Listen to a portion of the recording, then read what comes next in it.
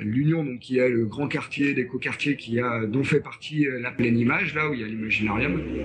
Il y a eu un grand concours, pour faire un parc, et nous on s'est associé avec une agence de paysage lilloise pour répondre au concours pour la création du parc. Et donc on a gagné, et nous ce qu'on a proposé en fait, c'est dans ce grand parc et tout, arriver à libérer des zones où on puisse nous intervenir avec des habitants. Et donc on a créé une fête des jardins. Et donc là, on a lancé un appel à concours où on demande à des artistes, des collectifs, des étudiants de répondre avec des structures locales sur les jardins qui ont été libérés dans le parc et aux alentours aussi, quoi. C'est un outil qu'on essaie de mettre en place, ça, quoi. Travailler avec quand même des professionnels et les institutions pour créer des projets pérennes de cofabrication d'espaces publics, quoi. Dans le milieu de l'architecture, du paysage, de faire soi-même son cadre de vie, du do-it-yourself, de l'espace, on va dire. Ça, pour l'instant, c'est très à la mode, on va dire, en tout cas dans les études d'archi. Nous, c'est quelque chose qu'on revendique dans le sens où on fait un projet de territoire où on va connaître tous les acteurs du territoire, et ce qui nous aussi fait connaître par tous ces acteurs-là. Du coup, maintenant, on a plus de crédibilité, en effet, au niveau régional de plein de gens. Mais ça, c'est parce qu'on a décidé aussi de travailler vraiment à un endroit et pas se disperser dans toute la France. Donc, du coup, on nous regarde un peu moins comme des fous, quand même, maintenant. Mais après, les habitants, ils nous regardent toujours comme des fous quand on débarque avec notre camion, mais tant mieux, quoi. Enfin, sinon, ce serait pas rigolo, et que ça voudrait dire qu'on a perdu aussi le feu qui nous animait, quoi.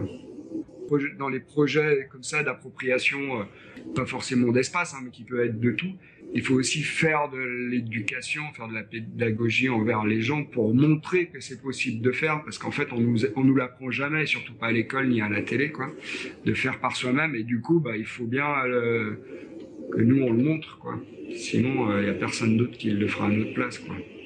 Les institutions sont assez intéressées par ce genre de pratique parce qu'ils voient que eux ils savent pas comment faire pour intégrer des habitants vraiment au processus de fabrication de la ville ou de leur cadre de vie, quoi.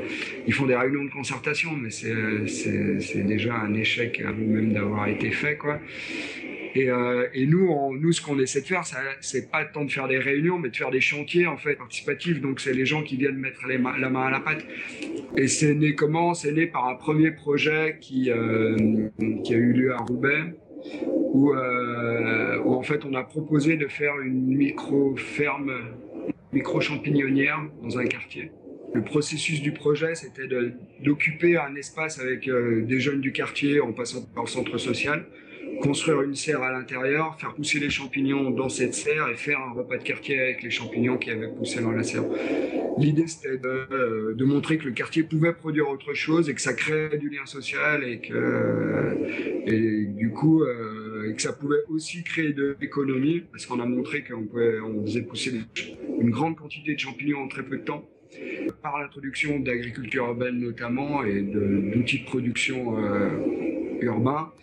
L'idée, c'est d'apporter d'autres fonctionnalités et donc du coup résoudre certains problèmes socio-économiques. Ça a été notre premier projet, et à partir de ce moment-là, on a commencé à se structurer et à monter de plus en plus de projets qui sont toujours avec l'idée de créer des espaces collectifs gérés par des habitants. Au début, c'était vraiment des projets beaucoup plus éphémères qui étaient plus dans un cadre artistique. Et maintenant, on arrive à faire des projets plus pérennes où les habitants maintenant gèrent ces espaces collectifs qu'ils ont construits avec nous, en fait. Voilà.